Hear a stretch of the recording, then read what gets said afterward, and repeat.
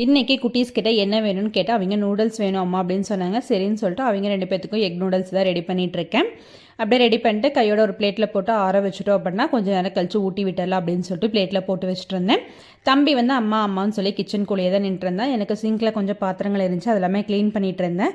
அந்த கேப்பில் தம்பி வந்து கபோர்ட் நிற்க அதுக்குள்ளே ஏறி நின்றுட்டுருக்கான். உங்கள் வீட்டு குட்டீஸ் இந்த மாதிரி பண்ணுவாங்களா அப்படின்னு சொல்லுங்கள். இவரோட டார்ச்சல் வந்து பார்த்திங்கன்னா பயங்கரமாக அதிகமாகிருச்சு இருக்க கிச்சன் விட்டு வெளியிலேயே வந்து போகிறதில்ல. கையோட அப்படியே பால் காய் வச்சுட்டு காலையிலத்து பால் வந்து பெற போட்டுடலான்னு சொல்லிட்டு அதுவுமே அப்படியே சூடு பண்ணிகிட்டு இருந்தேன்.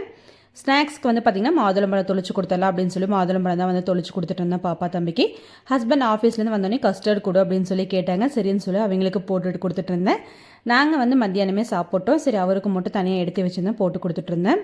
இந்த வேலையை நான் எப்போவுமே வந்து பார்த்திங்கன்னா மறந்துடுவேன். இன்றைக்கி மறக்கவே கூடாது அப்படின்னு சொல்லிட்டு இருந்தேன். அப்போவுமே வந்து பார்த்திங்கன்னா கொஞ்சம் லேட்டாக தான் வந்து துணி மிஷினில் போட்டுக்க ஞாபகம் வந்துச்சு. அப்படியே கையோடு எடுத்து காய போட்டுட்டு இருந்தேன்.